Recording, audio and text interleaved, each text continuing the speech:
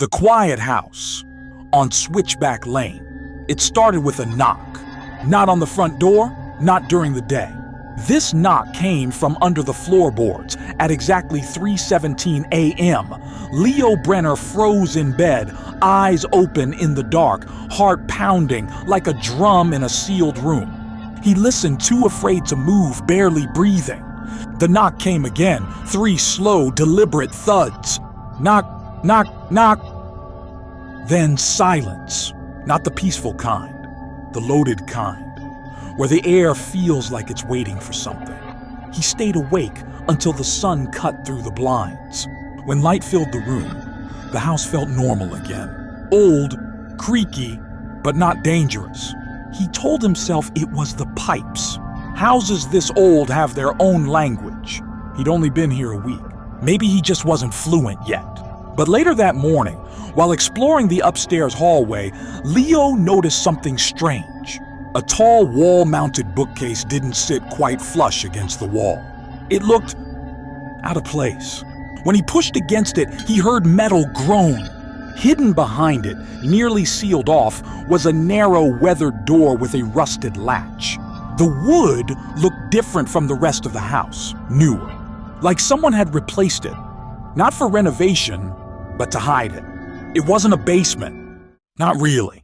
The stairs led down into a single concrete room with a single low-hanging bulb and a tall mirror leaned against the far wall. There was nothing else, just scratch marks all over the floor. Long, deep grooves in the concrete, as if something had been dragged across it, or into it.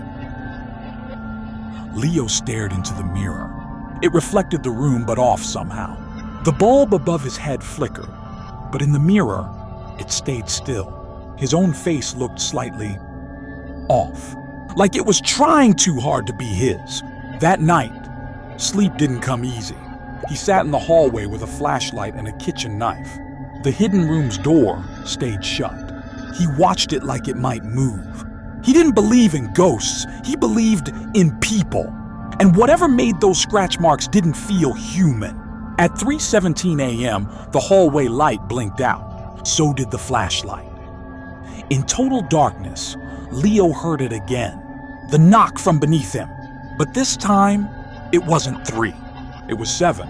A pause. Then 7 more. Not random. It felt deliberate. Like a message, a code. He started digging. Online articles. Old property records, .forums. He found the name of a girl. Sophie Hartwell. She went missing from the same house 5 years ago. 17 years old. No sign of struggle. Just vanished. Her family left the house a few weeks later and dropped off the map completely. No forwarding address, no social media, no nothing. Leo returned to the room in the basement the next day. He stared into the mirror. He waited.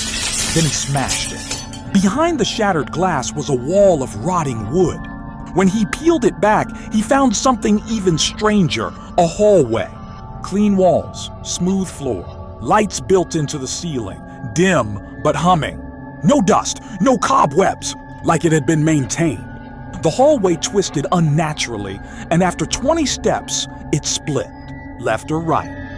He marked the wall with chalk and went left. It was dead silent, not peaceful, the kind of silence you get in sealed places. Then came the sound, bare feet slapping lightly on the concrete behind him. He turned. No one. He looked for his chalk mark. Gone. He should have panicked, but he didn't. Not fully, not yet. He walked faster. The hallway forked again, and again. Every twist blurred the last. Eventually he found another mirror. This one old, ornate, with a thick gilded frame that didn't belong down there. He looked into it. His reflection stared back. But something was wrong. The bulb above his head flickered. His reflections didn't. Worse, his reflection smiled. Leo didn't. The reflection raised its hand slowly and waved. Then it turned around and walked away into the mirror. That broke him. He ran, sprinting through corridors that didn't match the ones he came in through. Turns that shouldn't exist. rooms that hadn't been there. It was like the hallway was rewriting itself around him. Somewhere behind him, he heard laughter, a high, childlike giggle, repeating, getting closer. He burst out of the tunnel, up the stairs, through the basement, and shoved the bookcase back in place without thinking.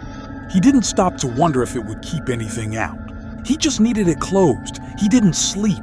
2 days passed in silence. Then, without even packing everything, he got in his car and left. Didn't tell a soul. Didn't sell the house. Just drove. He ended up in a motel 2 states away, numb, half drunk, convincing himself it was some kind of psychotic episode, until the room phone rang. It was 3:17 a.m. He picked it up, only static. Then from the bathroom mirror came a knock. 3 slow, deliberate thuds. Knock.